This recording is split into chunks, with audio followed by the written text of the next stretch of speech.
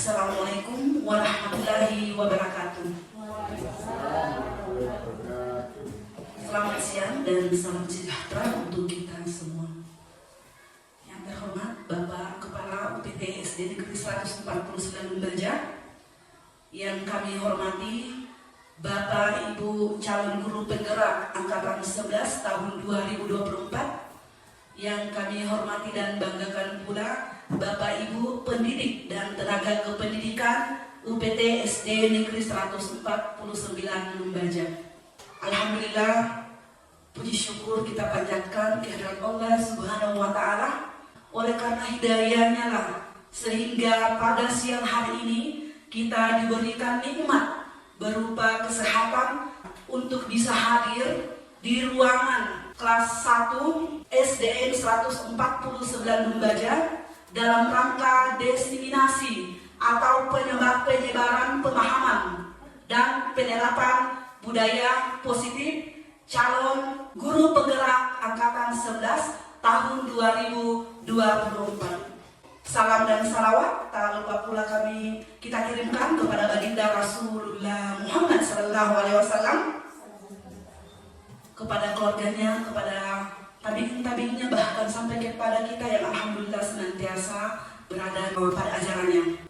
Selanjutnya yaitu sambutan dari Kepala UPT SD Negeri 149 Lumbaja, dan kepada Bapak dengan hormat kami silahkan. Assalamualaikum warahmatullahi wabarakatuh. Selamat siang, salam sejahtera untuk kita semua. Pertama-tama, mari kita bersama-sama mengucapkan puji dan syukur kepada Allah Subhanahu wa Ta'ala, di mana tentu karena nikmat kesehatan dan kesempatan yang dianugerahkan kepada kita, sehingga pada siang hari ini kita bersama-sama mengikuti salah satu kegiatan dari calon guru penggerak angkatan 11 yang diistilahkan dengan diseminasi pemahaman dan penerapan budaya positif. Selanjutnya, salam dan selawat apabila kita beruntukan kepada junjungan Nabi besar Muhammad SAW selaku Nabi yang mengantar kita dari alam yang gelap ke alam yang terang. Bapak Ibu CGP yang saya hormati, rekan-rekan peserta diseminasi yang saya banggakan, pada kesempatan ini saya ingin mengucapkan terima kasih banyak partisipasi Bapak Ibu semua, dan kepada CGP tetap bersemangat dalam mengikuti tahapan-tahapan dari kegiatan CGP ini. Pada kesempatan ini kita lihat ada istilah diseminasi. Tentu Bapak Ibu yang telah mengikuti tahapan atau sudah bagian dari alumni CGP ini tentu sudah memahami apa sih diseminasi itu. Ya, saya singgung sedikit bahwa diseminasi itu adalah penyebarluasan informasi atau pengetahuan yang selama ini didapatkan oleh para CGP dari beberapa kegiatan-kegiatan yang telah dilakukan, dan tentu sangat terkait dan kemungkinan besar akan membantu kegiatan-kegiatan kita atau tupoksi kita di dalam kelas, dan itulah yang nantinya akan disampaikan oleh CGP kita. Di sini saya ada CGP angkatan 11, Ibu Joni Juwita, kemudian Musriani, kemudian Nurlela, dan ada juga Pak Yusuf. Kebetulan di sekolah kita ini ada 4 CGP yang ikut pada diklat angkatan 11. Tentu besar harapan saya bahwa kegiatan ini saya yakin tidak akan berakhir di sini, tapi akan masih ada tahapan berikutnya, dan harapan saya Bapak Ibu tetap bersemangat. Insya Allah kami dari pihak sekolah tetap akan mengkondisikan waktu-waktu yang sesuai dengan Bapak Ibu tuntutan dari prosesi CGP yang Bapak Ibu sementara jalani. Kemudian Bapak Ibu yang sekiranya nantinya terbuka lagi tahapan atau angkatan 12, maka saya berharap Bapak Ibu yang masih tersyarat silakan mendaftar. Insyaallah informasi-informasi atau pekerjaan-pekerjaan kita ke depannya tidak sesusah yang awal-awal kemarin. Kenapa? Sudah banyak bayaran-bayaran. Kemudian suatu kesyukuran buat saya dan kita semua bahwa sekolah kita di sini kan statusnya sebagai sekolah penggerak. Tentu dengan kehadiran Bapak Ibu selaku guru penggerak ini sangat relevan dan kita akan saling menopang, saling membantu dan saling mensupport. Saya kira itu yang saya bisa sampaikan dan kurang lebihnya mohon dimaafkan. Astagfirullah khairat. Assalamualaikum warahmatullahi wabarakatuh.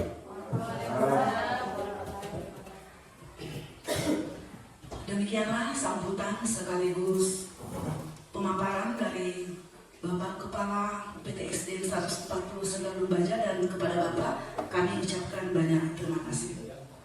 Selanjutnya kita masuk pada acara inti, yaitu acara atau pemaparan diseminasi penyebaran pemahaman dan penerapan budaya positif, di mana yang pertama akan dipaparkan oleh rekan kami yaitu Ibu Jani Juwita SPD, dan kepada Ibu kami silahkan dengan hormat. Bismillahirrahmanirrahim. Assalamualaikum warahmatullahi wabarakatuh. Sebelumnya saya mengucapkan terima kasih sudah diberikan kesempatan, dan saya juga mengucapkan terima kasih kepada rekan-rekan pendidik, Bapak Prasekolah sudah menyempatkan waktunya untuk menghadiri diseminasi pemahaman dari penerapan budaya positif di sekolah kita ini, di mana kami adalah CGP Angkatan 11 Kabupaten MPK SD 149 Lumbaja. Kita langsung pada pertanyaan pemantiknya. Apakah Bapak Ibu setuju atau tidak setuju dengan pemberian hukuman? Apakah dapat mendisiplinkan murid? Dan yang kedua, apakah pemberian hadiah dapat meningkatkan prestasinya murid? Dan yang ketiga itu, guru harus mampu memberikan solusi untuk setiap murid yang bermasalah. Apakah itu menurut Bapak Ibu setuju atau tidak setuju? Dan yang keempat, guru bergerak sebagai teman bagi murid. Jadi saya berikan kesempatan kepada Bapak Ibu untuk memberikan komentarnya terkait dengan pertanyaan pemantik yang saya paparkan di atas. Ya, saya persilahkan kepada Ibu Nurlanisa terlebih dahulu. Terima kasih atas kesempatan yang diberikan kepada kami. Saya akan menjawab pertanyaan nomor 1 tentang pemberian hukuman dapat mendisiplinkan murid. Bagi saya setuju. Hukuman dapat mendisiplinkan murid asalkan hukuman yang kita berikan kepada anak didik kita memberikan dampak yang positif, dan juga hukuman yang diberikan itu bersifat edukatif atau mendidik anak didik kita, dan kita tidak boleh memberikan hukuman dalam bentuk kekerasan fisik, karena itu sangat tidak boleh sekali dilakukan. Kemudian memberikan hukuman juga kepada anak didik itu harus meninggalkan kesan yang baik, kesan yang mendidik kepada anak didik kita. Jangan juga kita sebagai guru memberikan hukuman hanya karena kepuasan dari guru. Jadi itu saja, terima kasih. Assalamualaikum warahmatullahi wabarakatuh. Ya, terima kasih. Pendapat Ibu sangat luar biasa bahwa mendisiplinkan murid itu bisa saja diberikan hukuman, tetapi hukumannya itu akan berdampak positif nantinya. Jadi boleh Bapak Ibu yang lain boleh berkomentar, silakan. Ya. Assalamualaikum warahmatullahi wabarakatuh. Terima kasih atas kesempatan yang diberikan kepada saya. Apakah Bapak Ibu setuju atau tidak setuju terkait pemberian hadiah untuk meningkatkan prestasi murid? Ya, sesuai pengalaman yang saya alami selama menjadi guru. Jadi pemberian hadiah untuk meningkatkan prestasi murid itu saya setuju. Namun di sini yang perlu digarisbawahi bahwa pemberian hadiah itu tidak harus dengan materi atau barang-barang atau dan sebagainya. Namun yang saya terapkan pemberian hadiah yang biasa saya terapkan di kelas itu seperti pujian, reward kepada semua peserta didik saya, murid saya, apalagi murid-murid yang belum tingkat kepercayaan dirinya atau motivasi belajarnya itu yang masih kurang.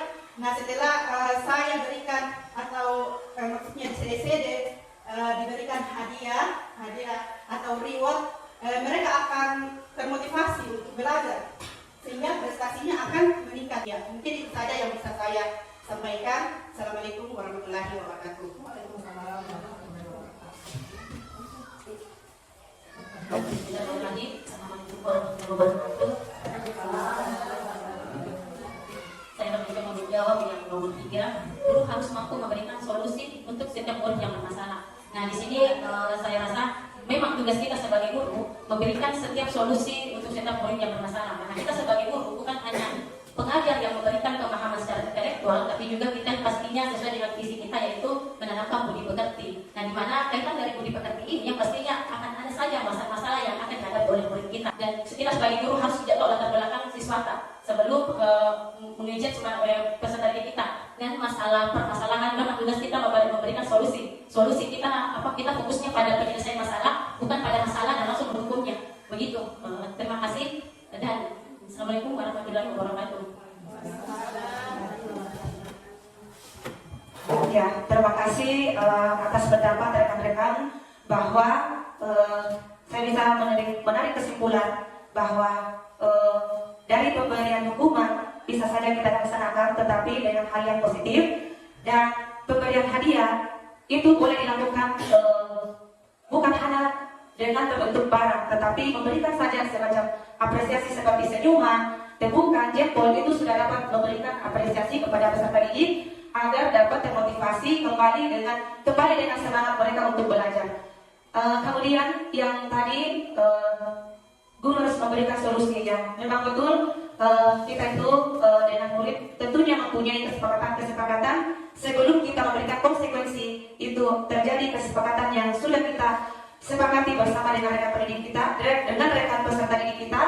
Kemudian kita itu sebagai fasilitator, guru sebagai fasilitator, kita harus memberikan fasilitas apa yang mereka butuhkan, bukan saja dengan pemberian hukuman untuk dapat memberikan menyelesaikan masalah, tetapi dengan memberikan semacam sesuatu masukan dan tawaran, itu peserta didik akan muncul rasa untuk menyelesaikan permasalahan mereka sendiri. Ya, terima kasih Bapak Ibu atas pendapat Bapak Ibu. Nah, terkait dengan permasalahan tadi, di sini kita bisa mengetahui apa sih sebenarnya itu budaya positif. Ya, mungkin ada lagi dari rekan-rekan yang bisa memaparkan budaya positif itu. Ya, silakan Ibu. Terima kasih atas kesempatan yang diberikan. Ya, menurut pemikiran saya, budaya positif itu berasal dari kata budaya atau kebiasaan. Sedangkan positif itu asal katanya adalah yang baik-baik. Jadi, kalau menurut saya budaya positif adalah kebiasaan-kebiasaan yang sifatnya baik. Begitu Ibu. Terima kasih. Betul sekali Bu, bahwa budaya itu adalah suatu kebiasaan. Kebiasaan itu adalah nantinya akan mempunyai nilai-nilai.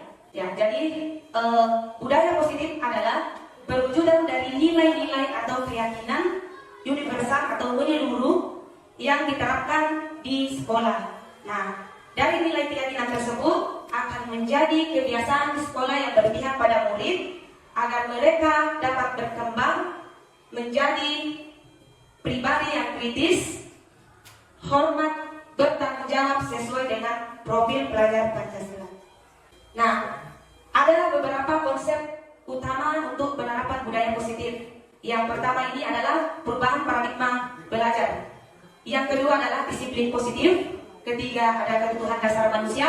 Keempat, motivasi perilaku manusia. Yang kelima, posisi kontrol. Yang keenam, segitiga institusi. Dan yang ketujuh adalah kesepakatan kelas. Jadi di sini pembelajaran dengan paradigma baru dilakukan berdasarkan prinsip pembelajaran berdiferensiasi sehingga setiap siswa belajar sesuai dengan kebutuhan dari tahap perkembangannya untuk mewujudkan profil belajar Pancasila.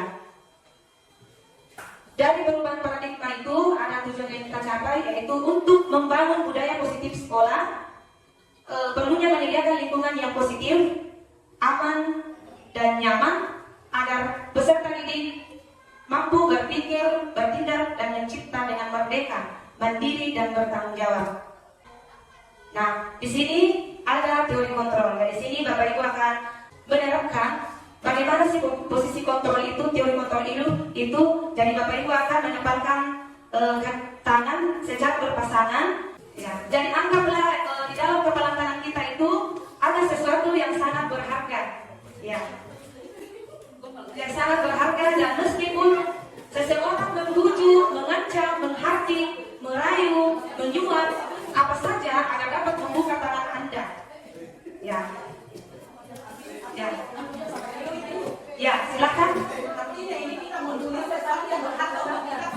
Boleh. Apapun yang kita genggam itu dan orang yang ada di samping kita itu membujuk kita untuk membuka, dan anggaplah yang kita genggam itu adalah sesuatu yang sangat berharga menurut kita. Meskipun orang lain membujuk, menghardik, kemudian meraih kita, menyuap kita dengan segala macam, tetapi kita tidak bisa membuka kepala tangan kita karena menurut kita itu adalah hal yang sangat berharga. Pertanyaannya adalah, apakah Anda membuka kepala tangan Anda? Mengapa? Apa alasan Anda tidak membuka kepala tangan Anda? Apakah Anda menutup kepala tangan Anda? Mengapa kita menutup kepala tangan Anda? Apa alasannya kita tidak membuka kepala tangan kita? Dalam kegiatan ini, sesungguhnya siapa yang memegang kontrol atau kendali untuk membuka, menutup kepala tangan kita? Jadi boleh Bapak Ibu, boleh berkomentar. Mungkin dari Bapak Ibu bisa kita beri komentar kenapa kita membuka, kalau memang kita membuka, kenapa kita tidak membuka genggaman tangan kita yang menurut kita itu adalah sangat berharga. Silakan Ibu, saya bertanya. Ya, terima kasih atas kesempatan yang diberikan kepada kami. Pertanyaan yang pertama, apakah Anda membuka kepala tangan Anda?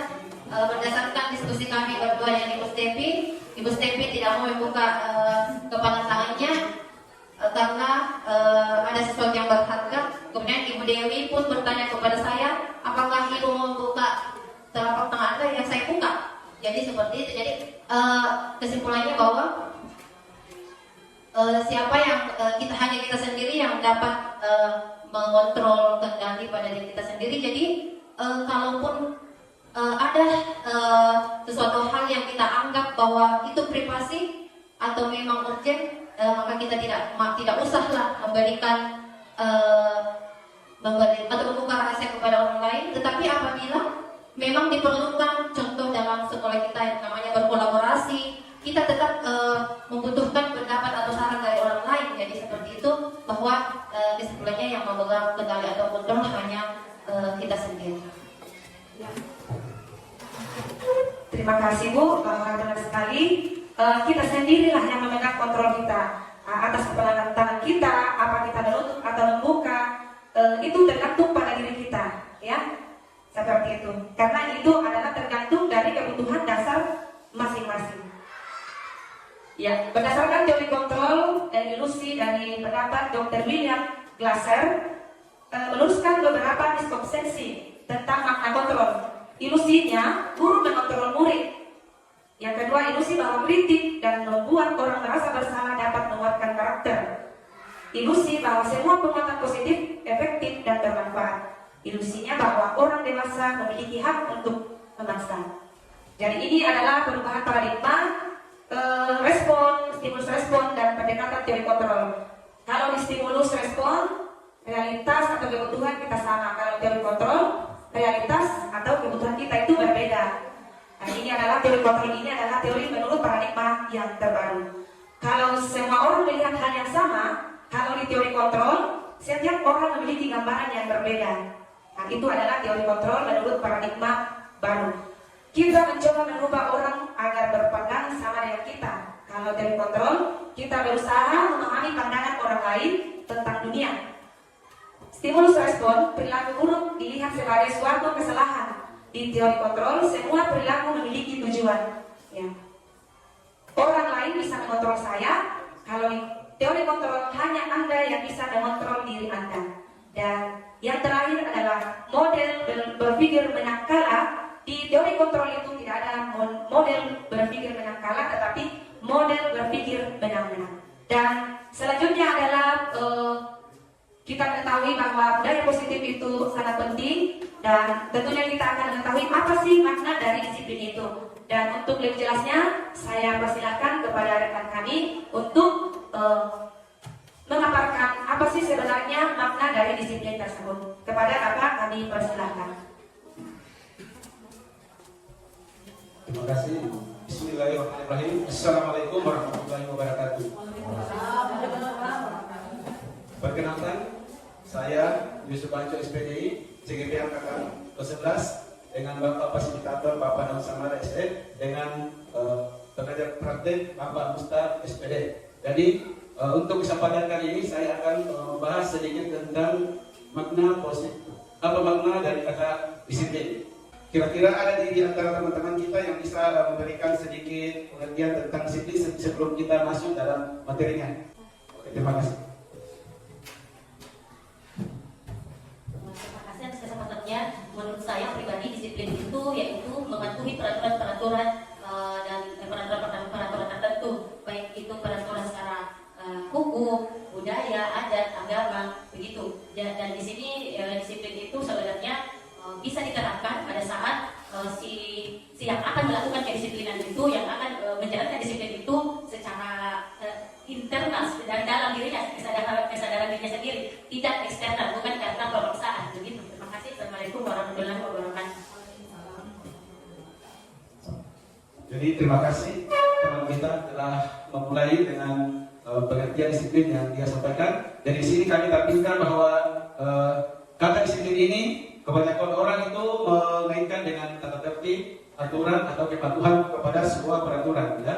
Jadi di sini disiplin juga biasa dihubungkan dengan berbagai hukuman. Padahal sebenarnya itu adalah suatu suku yang sangat berbeda. Karena belajar tentang disiplin positif yang kita akan bahas ini tidak harus dengan memberikan sebuah hukuman. Justru itu adalah salah satu alternatif terakhir yang kita ambil. Kalau mungkin ada alternatif sebelumnya yang perlu kita gunakan untuk kegiatan mendisiplinkan anak-anak kita. Jadi tadi ada pengertian disiplin. Jadi di sini ada kata disiplin itu mengacu pada diri dan yang bertanggung jawab terhadap apa yang dilakukan berdasarkan kepada nilai-nilai kebajikan universal. Ya. Disiplin positif di sini merupakan salah satu cara penerapan disiplin bertujuan untuk menumbuhkan kesadaran serta memberdayakan anak untuk melakukan sesuatu tanpa adanya sogokan, ancaman ataupun berupa hukuman. Selanjutnya di sini dijelaskan tentang nilai-nilai kebajikan.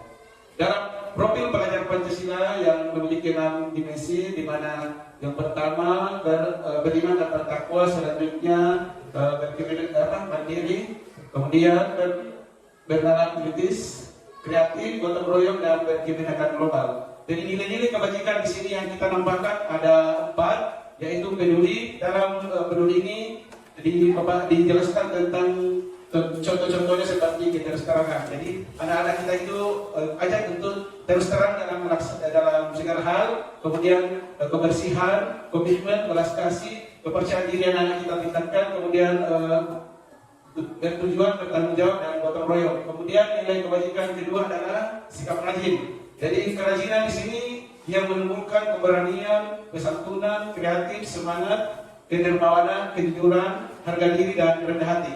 Integritas yang otomatis harus dimiliki oleh setiap orang. Di dalamnya terdapat nilai-nilai kebahagiaan, keadilan, baik hati, kesetiaan, berprinsip, bersahaja, keteraturan, kedamaian, dan keteguhan hati. Selanjutnya rasa hormat. Ini perlu kita dapatkan nilai-nilai kebajikan. Di dalamnya tertuang tanggung jawab, pengabdian, kebijaksanaan, kemudian bersyukur, adanya rasa toleransi, kepercayaan diri, lurus hati, ketegasan, dan pengertian. Selanjutnya budaya positif harus kita ajarkan kepada siswa kita dari sejak dini ya. Jadi karena budaya positif ini dapat kita fungsikan sebagai identitas atau dan filter dalam menghadapi zaman sekarang ini yang identik dengan zaman teknologi, di mana zaman teknologi ini banyak sekali perubahan-perubahan yang senantiasa bukan cuma mengarah kepada budaya positif, tapi terkadang di dalamnya banyak yang mengarah pada budaya-budaya yang mungkin tidak sesuai dengan budaya kita, di mana budaya positif kita ini kita dapat lakukan dengan cara melakukan hal-hal yang bersifat positif, berpikir positif, berhati positif, dan bersikap positif. Intinya di sini hal-hal yang selalu mengarah kepada yang positif. Salah satu bentuk budaya positif di sekolah, tepatnya di kelas adalah biasa dalam setiap sekolah itu dalam kelas kita membuat namanya kesepakatan kelas. Jadi mungkin di sekolah kita bukan cuma kesepakatan kelas, misalnya kita masuk di dalam ruang mushola, di sana juga kita biasa membuat kesepakatan mushola. Apabila kita masuk dalam ruang laboratorium perpustakaan, di situ juga akan kita nanti membuat kesepakatan yang kita lakukan dalam ruang perpustakaan demi kelancaran atau jadi berlangsungnya proses pembelajaran yang sesuai dengan kita harapkan. Selanjutnya, di atas ada kebutuhan dasar manusia. Jadi kebutuhan dasar manusia adalah merupakan segala sesuatu yang kita lakukan untuk mendapatkan apa yang kita inginkan. Jadi seluruh tindakan yang kita miliki tentu tertuju dan semua usaha baik yang kita lakukan adalah dalam rangka agar kebutuhan dasar kita dapat terpenuhi dengan baik. Selanjutnya, arti lain dari kata motivasi ya.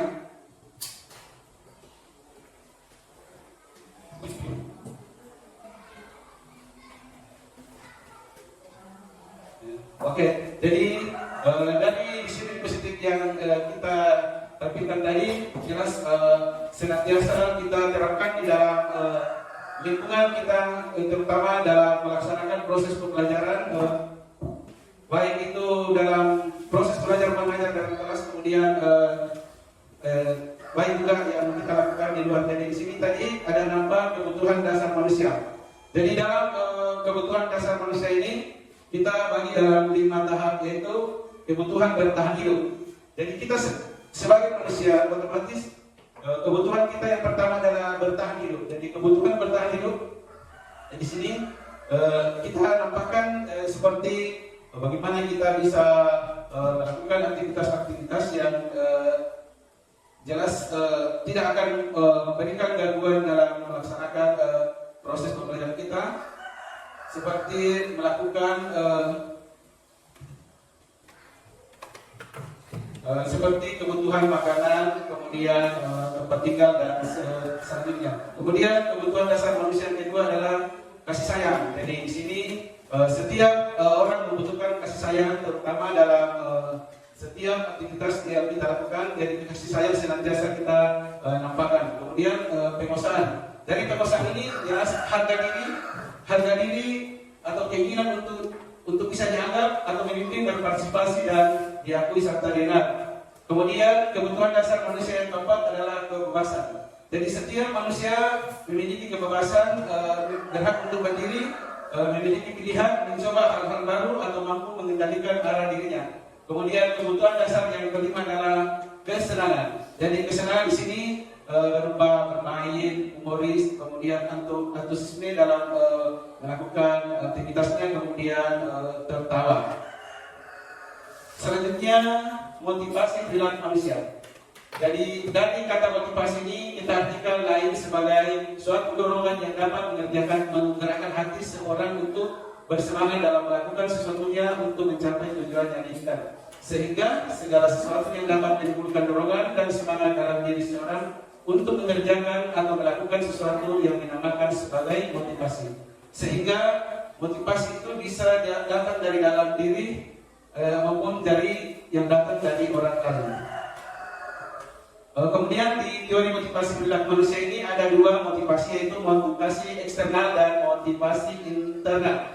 Jadi motivasi internal itu berasal dari luar diri manusia, yaitu untuk menghindari ketidaknyamanan. Contohnya tadi ya, apa yang akan terjadi apabila saya tidak melakukannya, kemudian masih untuk mendapatkan imbalan dari orang lain, kemudian apa yang akan saya dapatkan apabila saya melakukan. Itu adalah contoh-contoh dari motivasi eksternal. Sebagai motivasi internal di sini contohnya seperti untuk menghargai diri kita sendiri ya. Saya akan menjadi orang seperti apa bila saya tidak akan melakukannya. Selanjutnya istilah kita kembali kepada istilah di sini ada Bapak Kiai Dewantara yang memberikan kata-kata merdeka. Merdeka itu artinya tidak hanya terlepas dari perintah, akan tetapi juga cara dalam memerintah diri sendiri.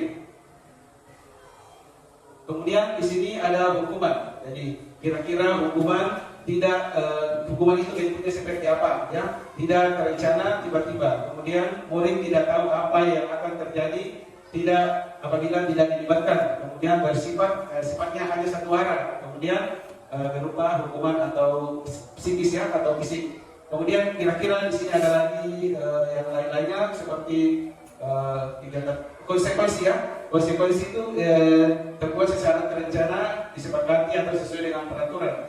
Jadi di sini murid tetap dibuat tidak nyaman. Sikap guru selalu memonitor siswa. Jadi bentuk restitusinya di sini kita membuat proses menciptakan kondisi murid untuk memperbaiki kesalahan. Kemudian bentuk restitusi yang selanjutnya adalah berkolaboratif yang dapat mengajarkan murid untuk mencari solusi sendiri. Selanjutnya di sini ada tabel yang kita munculkan adalah identitas gagal atau identitas sukses. Ya, di sini identitas gagal di sini otomatis di situ ada hukuman ya, hukuman. Kemudian dalam hukuman ada sesuatu yang dapat meyakinkan harus terjadi. Kemudian konsekuensinya sesuatu yang harus terjadi. Identitas suksesnya tadi dan disiplin adalah sesuatu yang harus terjadi. Bentuk restitusi merupakan pilihan. Yang selanjutnya tidak nyaman untuk murid untuk jangka waktu panjang dalam hukumannya. Kemudian dalam bentuk identitas suksesnya dalam konsekuensinya tidak nyaman untuk murid dalam jangka waktu pendek. Kemudian menguatkan untuk murid dalam jangka waktu yang panjang. Kemudian identitas gagalnya untuk hukuman korban mendapatkan keadilan korban. Kemudian identitas suksesnya tadi konsekuensinya murid bisa diabaikan. Kemudian korban mendapat ganti dalam bentuk restitusinya. Selanjutnya murid akan tersakiti identitas gagalnya. Kemudian murid dibuat tidak nyaman dalam bentuk restitusinya. Kemudian dalam restitusinya murid akan mendapatkan penguatan. Kemudian perilaku pasif agresif meningkat itu dalam bentuk hukuman. Kemudian konsekuensinya penguatan hanya bertahan dalam jangka waktu pendek. Kemudian restitusinya memacam masalah bisa dapat terpecahkan. Selanjutnya sistem tidak akan berjalan bila murid tidak takut dalam bentuk hukuman tadi. Kemudian konsekuensi yang didapatkan memerlukan monitoring dan supervisi terus-menerus dari guru. Kemudian restitusinya murid belajar bertanggung jawab untuk perilakunya. Oke, selanjutnya di sini di atas kami akan munculkan tindak hukuman dan konsekuensi dari tindakan guru. Jadi di sini kira-kira kita kolaborasi dengan rekan-rekan untuk memberikan jawaban dari pertanyaan normatif yang ada di atas ya. Ya, di sini mencatat 100 kali dalam buku kalimat saya tidak akan terlambat lagi karena terlambat sekolah. Apakah bentuk hukuman atau konsekuensi? Oke, hukuman. Oke, jadi sekarang kita hukumannya.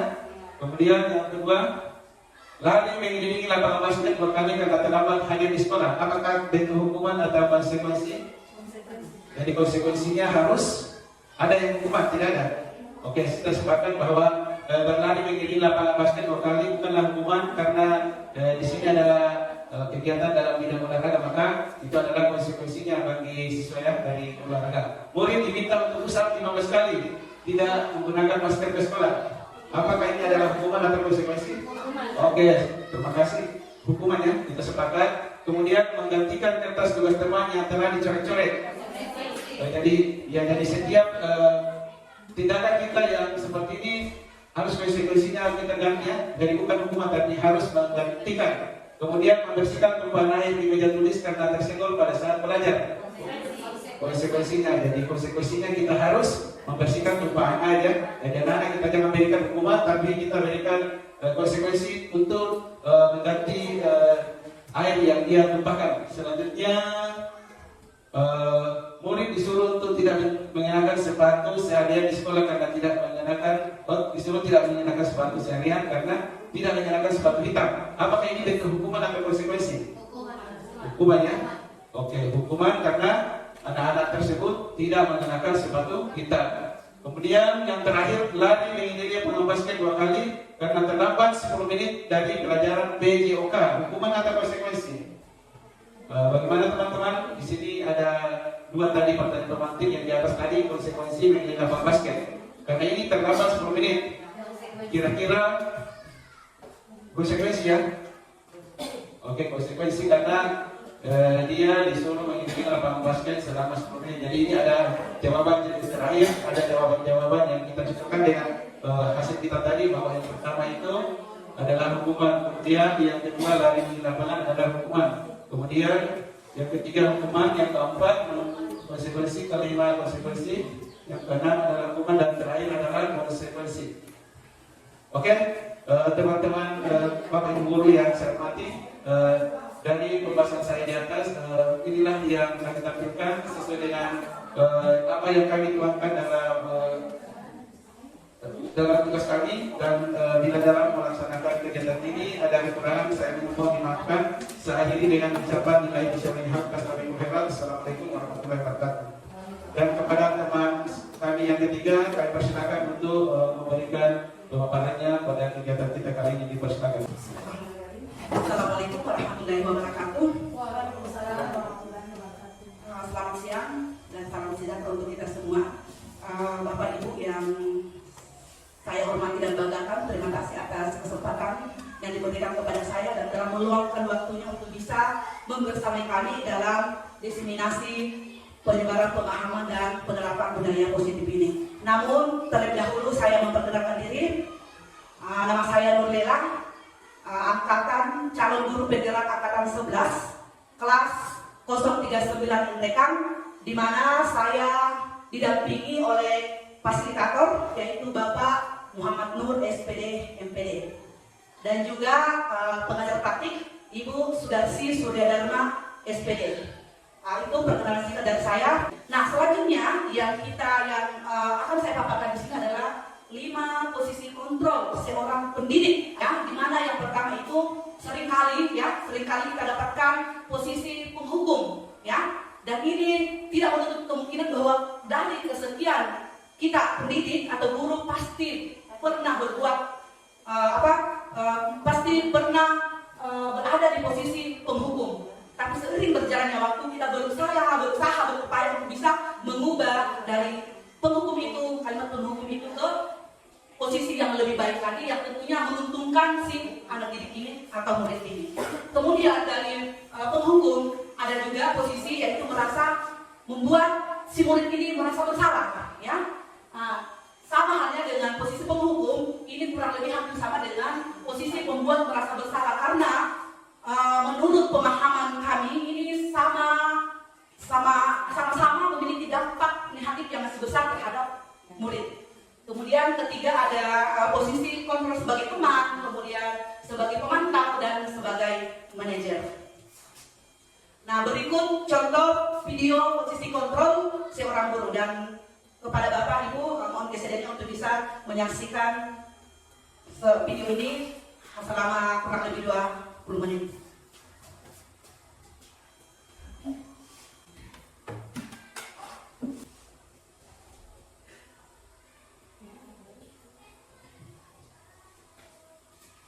Jadi sebelum kita membahas tentang bagaimana itu posisi menghukum, posisi sebagai teman, merasa bersalah, kira-kira Bapak Ibu ada kira-kira yang bisa berbagi pengalaman tentang apa yang telah dialami selama ini di kelas kita atau di lingkungan sekolah kita, kira-kira posisi apa yang Ibu atau Bapak sudah dapatkan atau sudah lalui. Mungkin ada lagi Bapak Ibu yang mau berbagi tentang pengalamannya, ya, posisi kita sebagai guru atau pendidik untuk bisa mengontrol anak didik kita atau murid kita.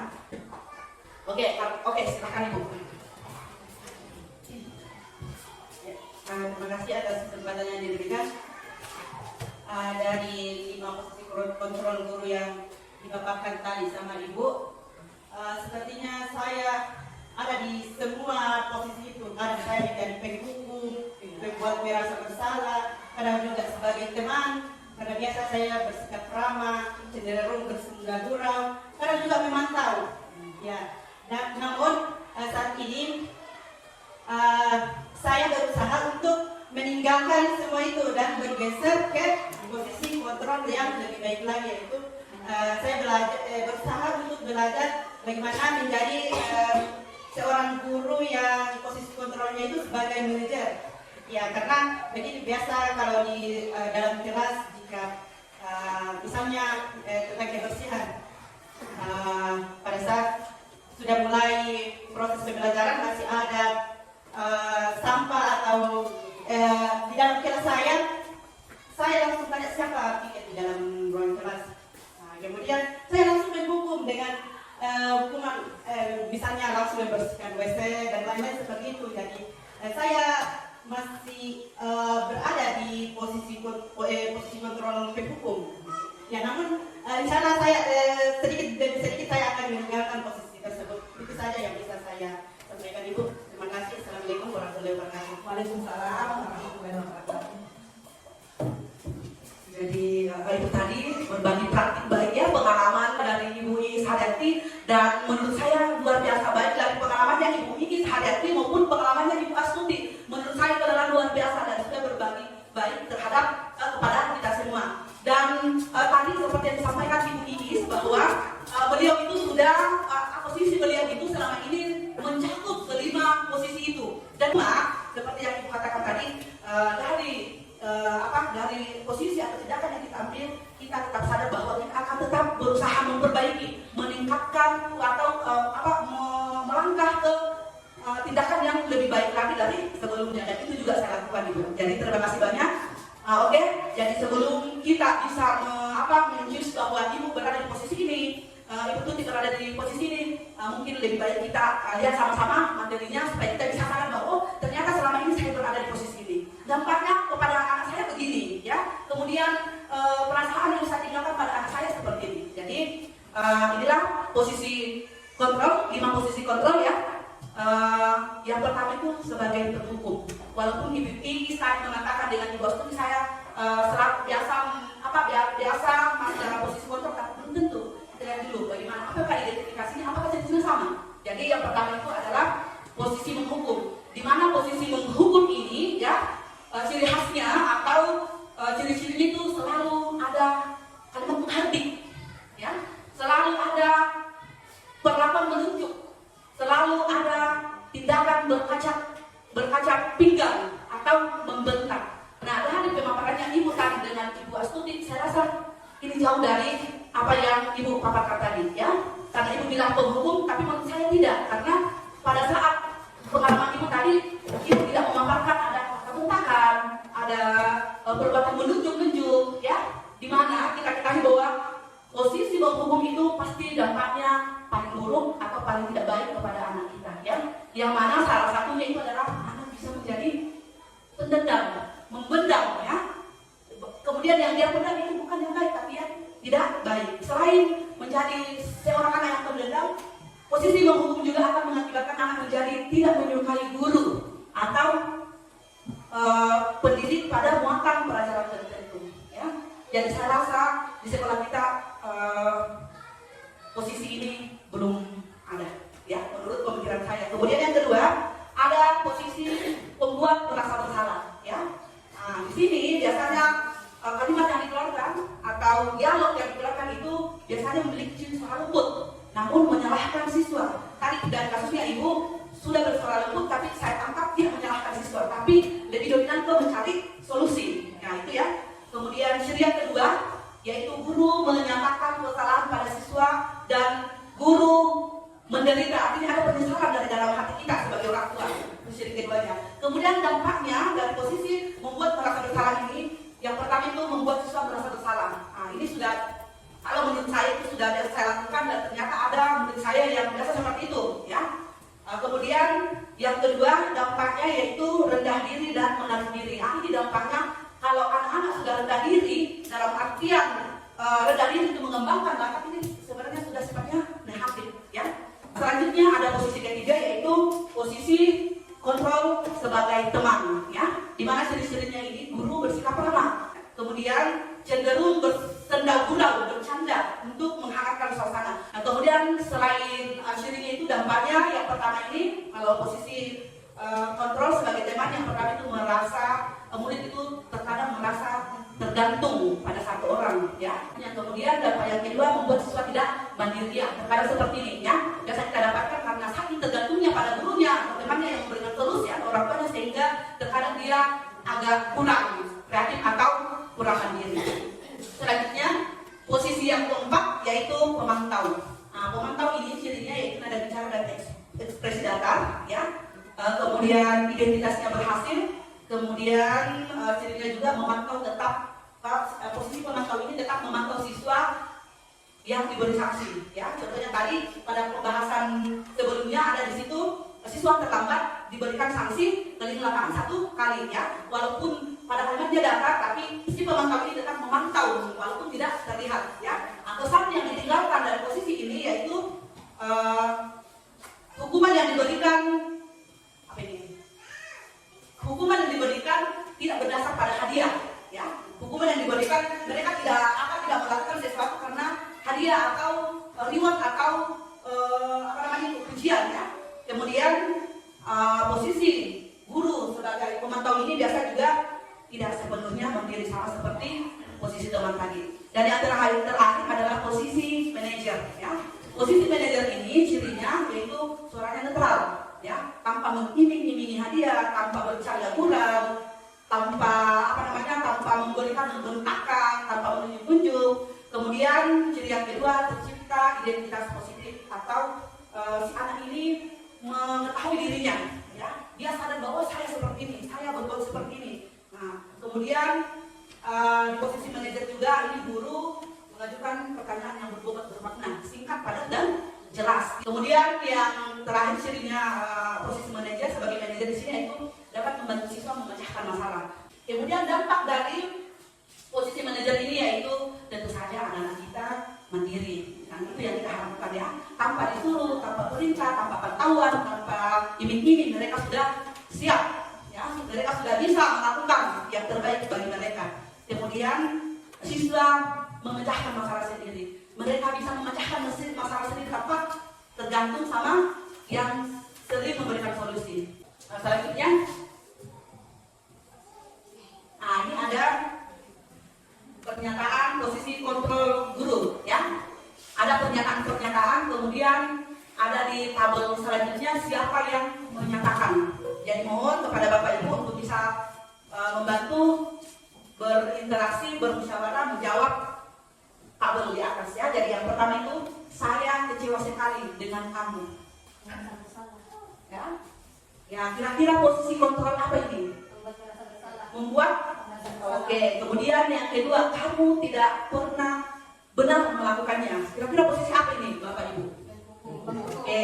Kemudian yang ketiga, ayolah lakukan demi ibu bapak. Ya, teman. Artinya ada chemistry ya, chemistry seperti adik kakak. Kemudian apakah kamu mau mendapatkan stiker bintang hari ini? Memantau. Oke, selanjutnya bagaimana kamu bisa menyelesaikan masalah ini? Oke, kemudian kamu selalu yang paling terakhir. Oke, untuk menjawabnya kita enter.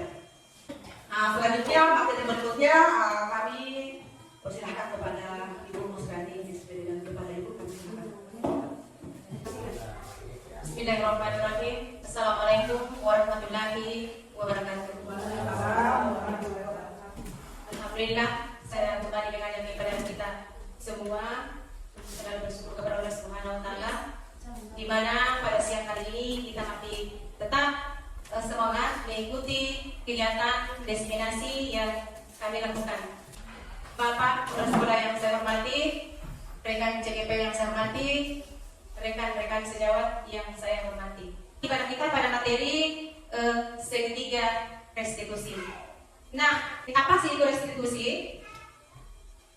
Restitusi adalah proses menciptakan kondisi bagi murid untuk memperbaiki kesalahan mereka, sehingga mereka bisa kembali pada kelompok mereka dengan karakter yang lebih kuat. Restitusi juga merupakan proses kolaboratif yang mengajarkan murid untuk mencari solusi untuk masalah mereka dan membantu mereka berpikir tentang orang seperti apa yang mereka ingin menjadi tujuan mulia dan bagaimana mereka harus memperlakukan orang lain. Ya, ini pendapatnya Gosten. Nah, ada 9 ciri-ciri restitusi. Yang pertama, bukan untuk menebus kesalahan, namun untuk belajar dari kesalahan. Bagaimana kita sebagai guru, orang tua, membuat murid-murid kita itu dapat belajar dari kesalahannya, bukan membuat dia menebus kesalahannya, tapi bagaimana dia dapat belajar dari kesalahannya. Kemudian yang kedua, memperbaiki hubungan baik antara sesama murid maupun antara kita guru dengan peserta didik kita. Kemudian merupakan tawaran, bukan paksaan. Sehingga ketika bukan paksaan, tadi dibahas motivasi. Ya, ketika bukan paksaan, muncul dari dalam sendiri, maka itu namanya motivasi intrinsik. Sehingga yang namanya kalau dahulunya itu kita selalu mengatakan bahwa kesadaran diri sendiri, ya bukan paksaan. Berikut, restitusi menuntut untuk melihat ke dalam diri. Kaitannya dengan tadi. Kemudian restitusi mencari kebutuhan dasar yang mendasari tindakan. Tadi juga kita bahas tentang kebutuhan dasar manusia. Kadang murid kita itu, kadang kita guru tidak bertanya pada diri kita, kenapa sih saya seperti ini? Apakah ada kebutuhan dasarnya yang tidak terpenuhi sehingga dia melakukan seperti ini? Kemudian restitusi diri ini adalah cara yang paling baik. Ya, fokus pada karakter bukan tindakan, fokus pada solusi. Kemudian restitusi ini mengembalikan murid yang berbuat salah pada kelompoknya. Nah, muncullah segitiga restitusi. Apa Ibu? Ada kira-kira bisa memberikan pendapat mengapa dikatakan segitiga restitusi? Terima kasih atas kesempatan yang diberikan kepada saya. Mengapa dikatakan segitiga restitusi? Jadi dalam melakukan restitusi itu ada 3 tahap yang harus dilalui. Yang pertama di situ adalah memvalidasi kebutuhan, kemudian menanyakan keyakinan dan juga menstabilkan identitas. Jadi ini adalah 3 urutan yang dilalui dalam melakukan restitusi untuk menyelesaikan masalah atau memberikan solusi kepada anak didik kita. Itu saja.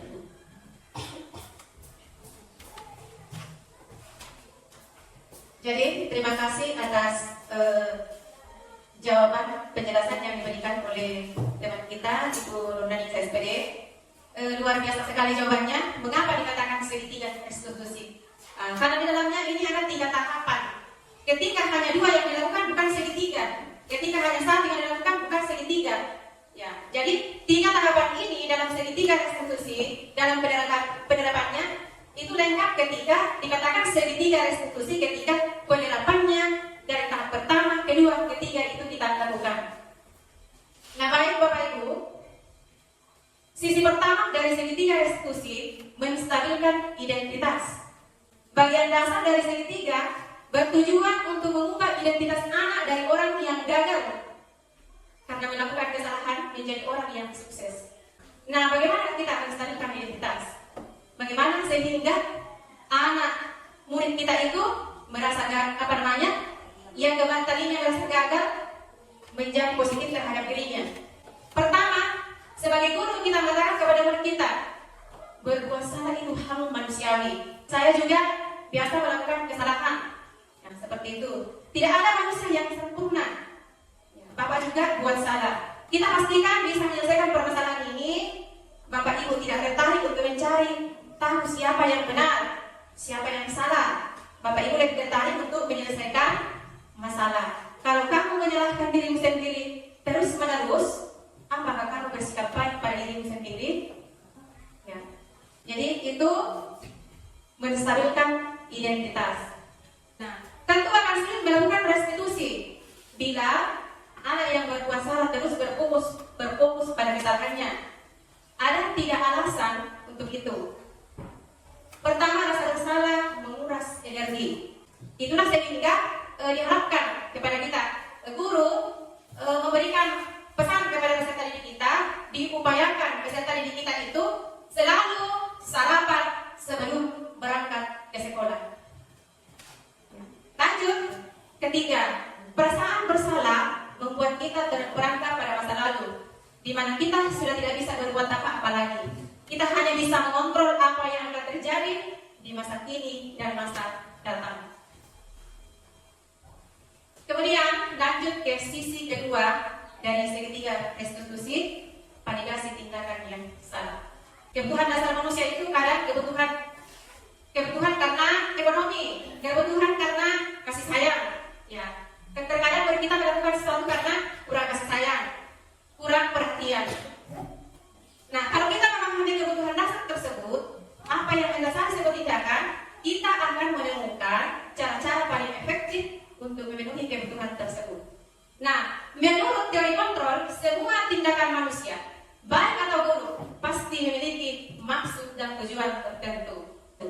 Kalimat-kalimat di bawah ini mungkin terdengar asing buat Bapak Ibu. Namun bila dikatakan dengan nada tanpa ini akan memvalidasi kebutuhan mereka.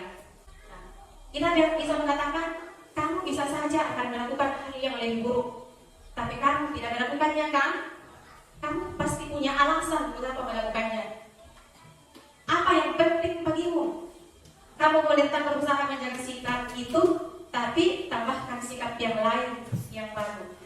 Maukah kamu belajar cara yang lain untuk mendapat yang kamu butuhkan tanpa harus memukul, tanpa harus mengejek, tanpa harus memaki? Ya. Apakah kamu bisa melakukan dengan lebih baik besok lagi? Nah, biasanya kita sebagai guru menyuruh anak untuk menghentikan sikap yang tidak baik. Tapi teori kontrol menyatakan bahwa resep itu tidak manjur. Mungkin tindakan guru dengan mempergas sikap yang tidak baik seperti bertentangan dengan aturan yang ada. Namun sebetulnya tujuan untuk menunjukkan bahwa guru memahami alasan dibalik tindakan murid. Restitusi tidak menyarankan guru bicara ke murid bahwa melanggar aturan adalah sikap yang baik. Tapi dalam restitusi, guru harus memahami alasannya dan paham bahwa setiap orang pasti akan melakukan yang terbaik di waktu yang tertentu. Sebuah pelanggaran aturan seringkali memiliki kebutuhan anak akan penguasaan, walaupun seringkali bertabrakan dengan kebutuhan lain, yaitu kebutuhan akan kasih sayang dan rasa diterima, love and belonging. Kalau kita tolak anak yang sedang berbuat salah, dia akan tetap menjadi bagian dari masalah. Namun bila kita memahami alasannya melakukan sesuatu, maka dia akan merasa dipahami, dia akan merasa diterima. Nah, bagaimana kita melakukannya? Maka lakukanlah dengan dari hati ke hati. Insya Allah kalau kita menghadapi murid kita dari hati ke hati, insya Allah akan berhasil. Kemudian sisi yang ketiga dari segitiga restitusi. Bagaimana peran kita di sini sebagai guru? Di sini kita menanyakan keyakinan. Ya. Teori kontrol menyatakan bahwa kita pada dasarnya termotivasi secara internal ketika identitas sukses telah tercapai. Langkah pertama dan langkah tingkah laku yang salah telah tervalidasi, maka anak akan siap untuk dihubungkan dengan nilai-nilai yang dipercaya. Di mana di kurikulum Merdeka sekarang ada profil pelajar Pancasila dan berpindah menjadi orang yang dia inginkan. Nah, pertanyaan-pertanyaan apa yang diberikan kita sebagai guru terhadap peserta didik pada proses, pada tahap menanyakan keyakinan. Kita ini manusia sebagai baik sebagai makhluk sosial maupun sebagai makhluk pribadi, kita ini tidak bisa hidup tanpa berinteraksi dengan orang lain. Maka kita diikat oleh namanya aturan, norma-norma. Nah, sekarang apa yang dikatakan? Yang kita katakan sebagai guru, apa nilai yang kita percaya di kelas atau di sekolah kita? Ketika kita mendengarkan keyakinannya, ya. nilai-nilai universal apa yang telah kita sepakati, pada keyakinan kelas yang telah kita lakukan, pada kesepakatan apa yang kita sudah sepakati, ya, kita tanyakan kembali kepada peserta didik kita, apakah ini sudah apakah yang kalian lakukan ini, apakah yang Anda lakukan ini sudah sesuai dengan keyakinan kelas kita. Yang kamu ini jadi anak seperti apa? Apa yang kamu rasakan ketika kamu melakukan itu?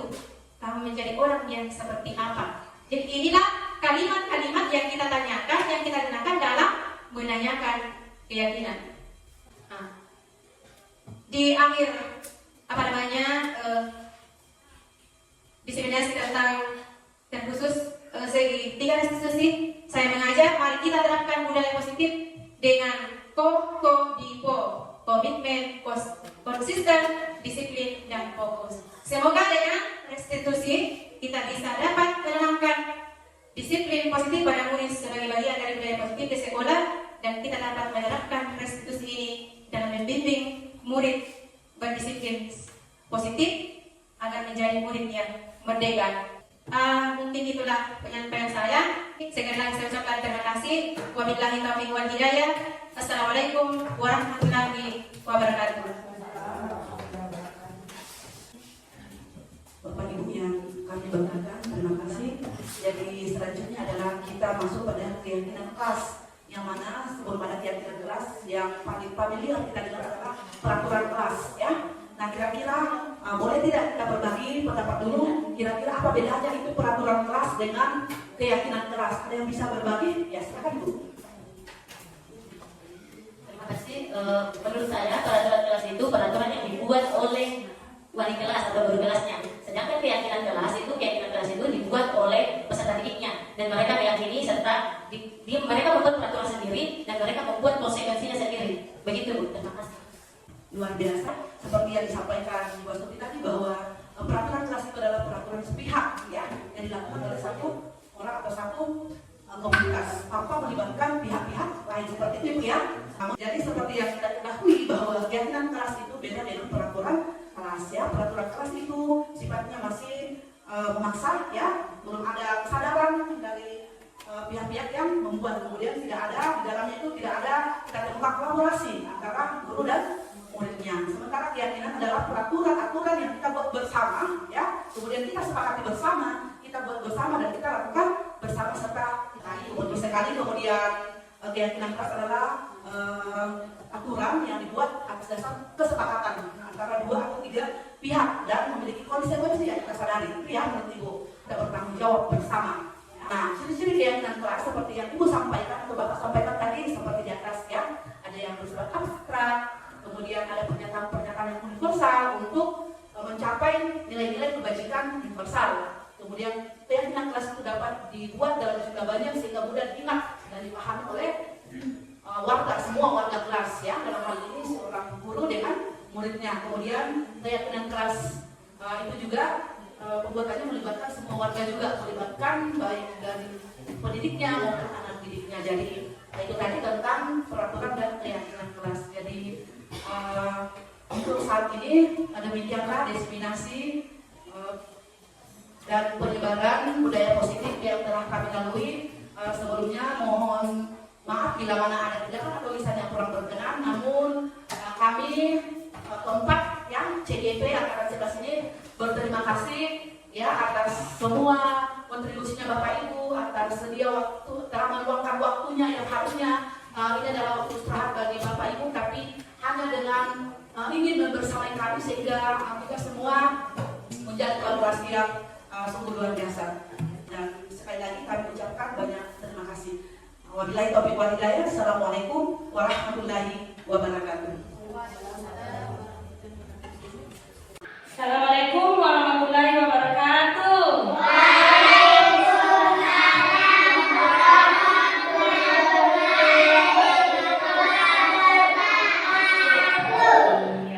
Bagaimana kabarnya hari ini? Baik. Sehat? Sehat.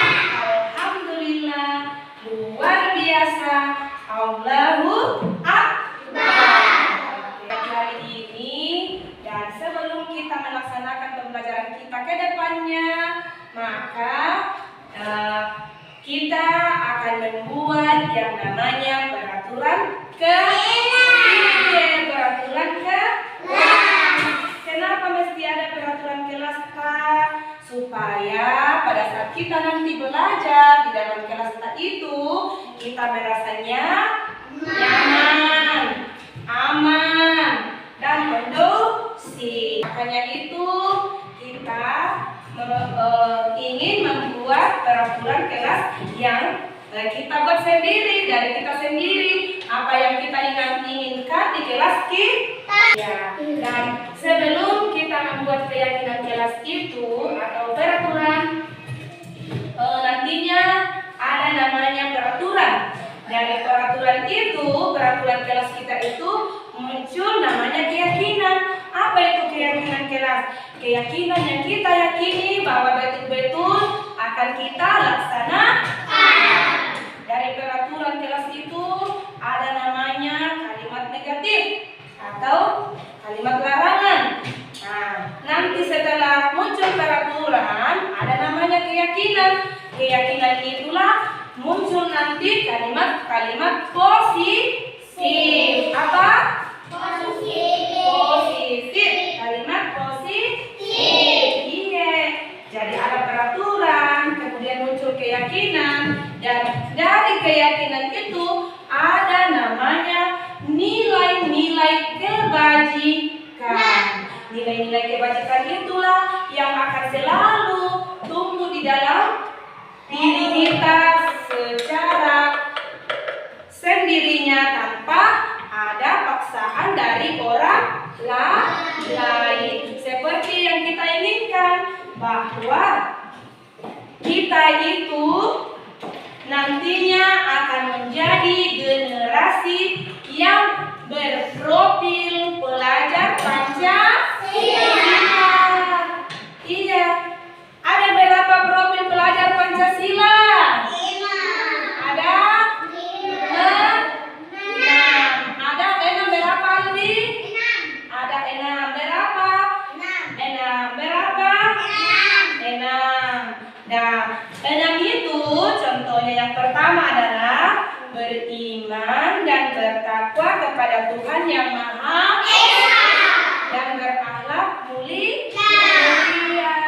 Yang kedua, berkebinekaan global. Ya, yang ketiga, bergotong royong. Yang keempat, kreatif. Yang kelima, bernalar kritis. Yang keenam, mandiri. Siapa yang masih ingat tepukannya profil pelajar Pancasila?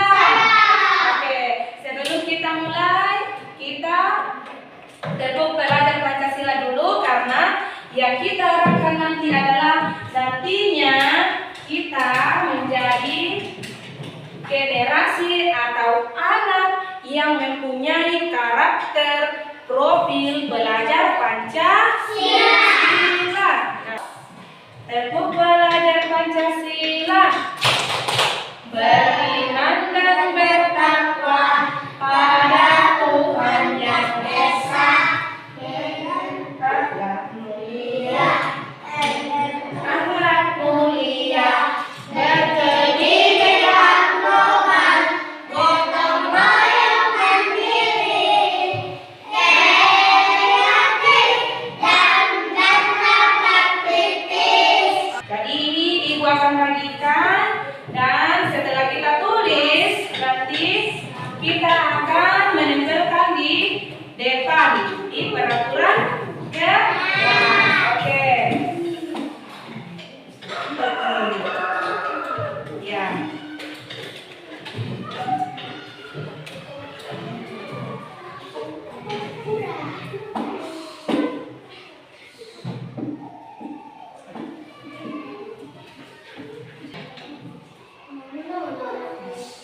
Oke ya.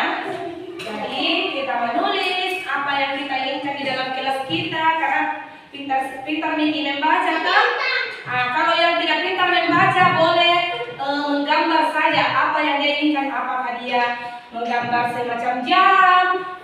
Ibu sudah paham itu, oh kalau gambar jam, oh seperti ini nanti gambar taman. Nah, berarti gambar taman.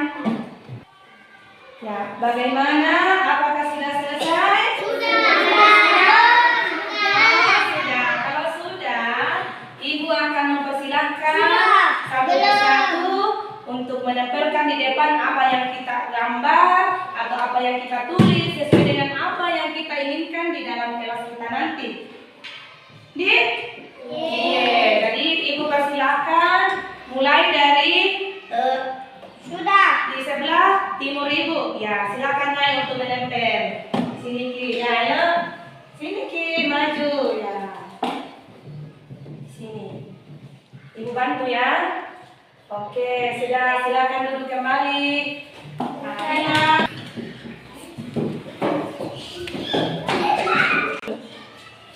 ya, silakan ditempel. Ya. Ya, dua. Oke. Ya, silakan duduk kembali. Oke, baik. Jadi perhatian.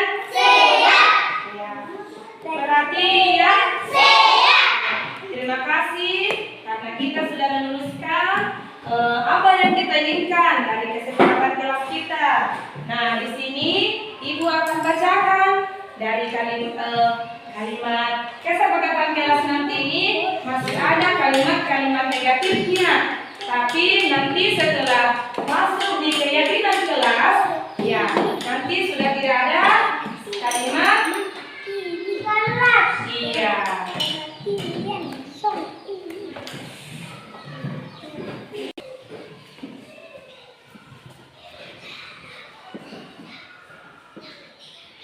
Nah, oke ya, bacanya ke sini dulu. Jadi di sini tadi kita sudah menuliskan kesepakatan kelasnya. Ibu baca ya. Tidak boleh membeda-bedakan teman. Ya, jadi ada katanya tidak boleh membeda-bedakan teman. Ada tidak boleh membawa benda-benda berbahaya ke kelas. Oh, bagus sekali. Tidak boleh datang terlambat. Iya, berarti ini tidak boleh ribut saat belajar. Oke. Jangan keluar kelas tanpa izin. Iya. Membantu teman ketika kesulitan. Oh, berarti ada yang mau membantu temannya ketika kesulitan. Jangan makan saat belajar. Oh, iya. Jangan buang sampah sembarangan. Jangan berbicara sebelum dipersilahkan.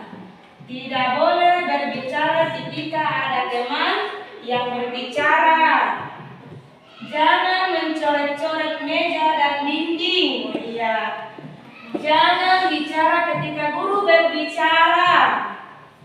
Tidak boleh membuang sampah sembarangan. Berarti ada yang sama ya. Tidak boleh mengganggu teman. Nah, inilah kesepakatan. Ya. Ini kesepakatan kelas yang sudah kita tuliskan. Nah, dari kesepakatan kelas ini, kita mau masukkan ke dalam keyakinan kelas. Ya. Di mana tadi keyakinan kelas itu adalah nilai-nilai atau keyakinan yang kita yakini betul-betul untuk kita bisa dapat melaksanakannya di dalam kelas kita itu. Ya, berarti keyakinan kelasnya di sini. Contohnya tidak boleh datang terlambat. Jadi bisa di sini datang tepat. Iya, datang tepat waktu.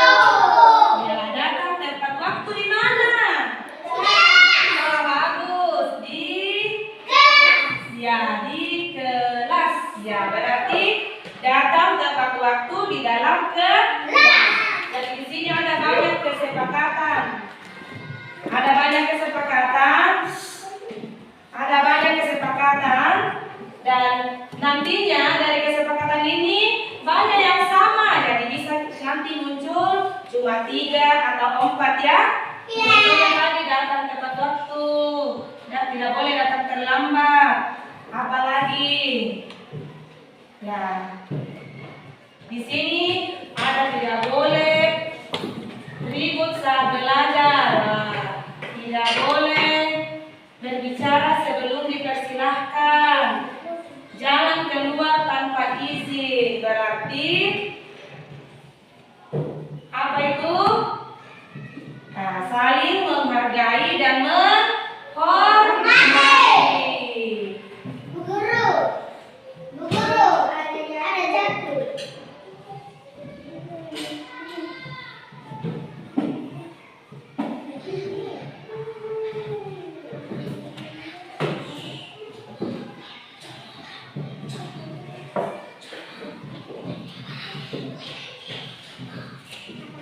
Ya, saling menghargai dan menghormati. Sekarang tidak boleh membawa benda-benda tajam ke dalam kelas. Tidak boleh mencoret dan dinding dan meja. Berarti itu menjaga ketertiban. Iya.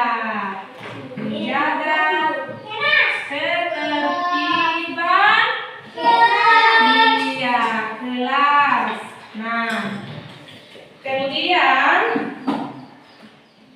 ada tadi tidak boleh membuang sampah sembarangan. Ada jangan membuang sampah di dalam laci.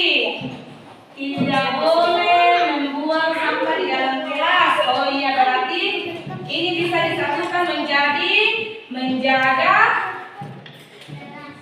apa? Kerapian kelas. Ya.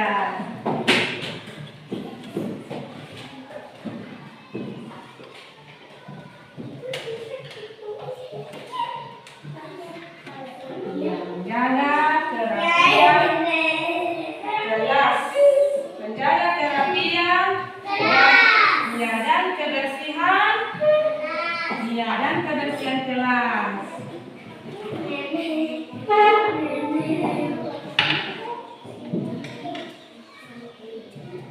Ya, menjaga kerapian dan kebersihan kelas. Nah, jadi dari tadi ada berapa ini kesepakatannya? 1, 2, 3, 4, 5, 6, 7, 8, 9, 10, 11, 12, 13, 14, 15, 16. Ada 16 yang muncul itu cuma 4 ya. Jadi inilah nanti yang menjadi dasar kita di dalam kelas yang betul-betul kita yakini. Ada muncul nilai kebajikan.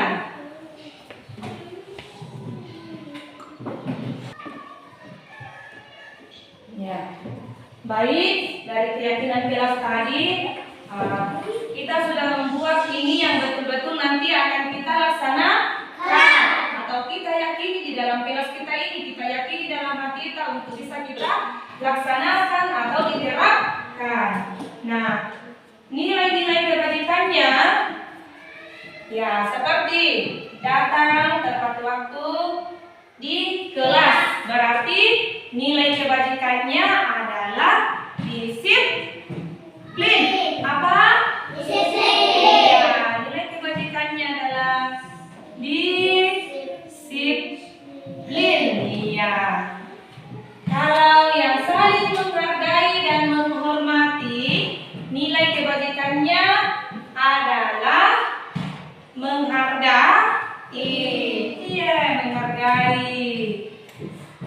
Ya, menghargai. Ya, kemudian menjaga ketertiban kelas. Iya, Ketertiban kelas. Ketertiban. Iya. Kemudian menjaga kerapian dan kebersihan kelas adalah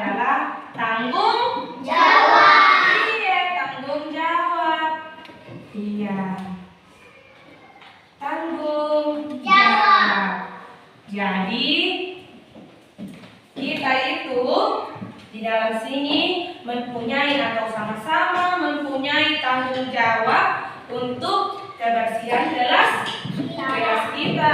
Supaya apa? Supaya kita nyaman dalam belajar. Kemudian disiplin Ki, baik disiplin waktu, disiplin dalam berpakaian.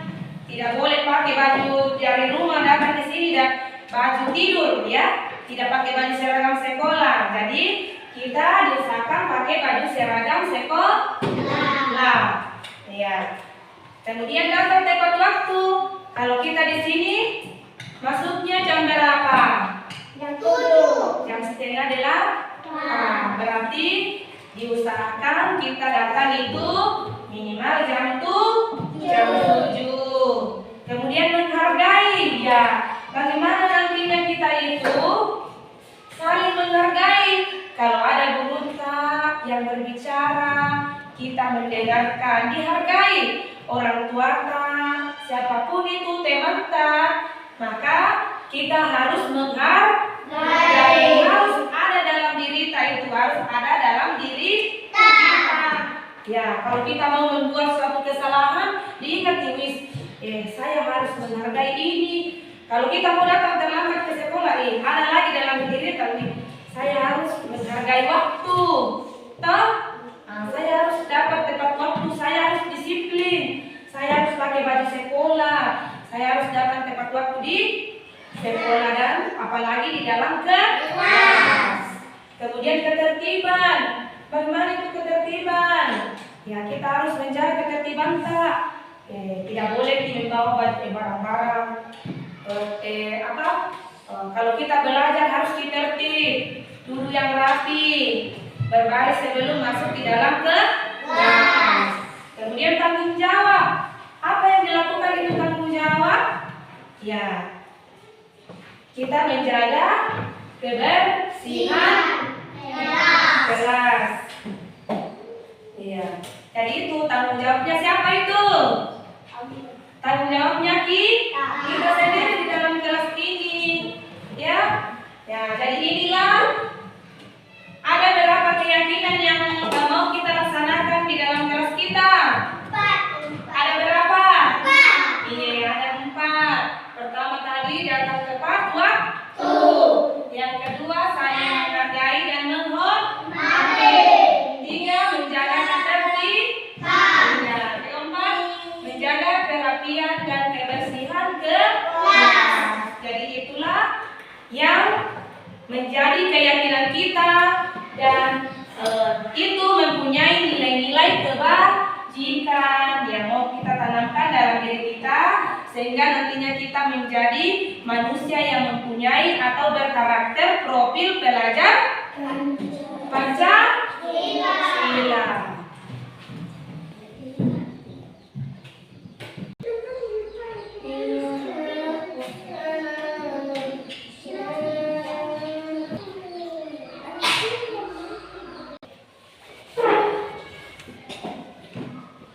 Ya, jadi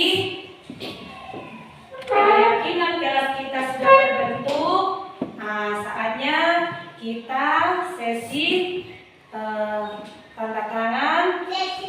Iya, tanda tangan itu menunjukkan bahwa kita sudah sepakat dengan pembuatan keyakinan kelas di kelas 1A.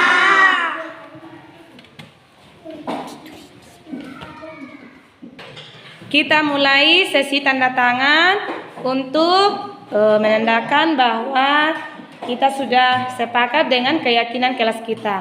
Ibu mulai dari yang paling depan sini, perempuan. Ayo, Hanum. Ya, ya Hanum. Oke. Larissa. Ya. Sabran.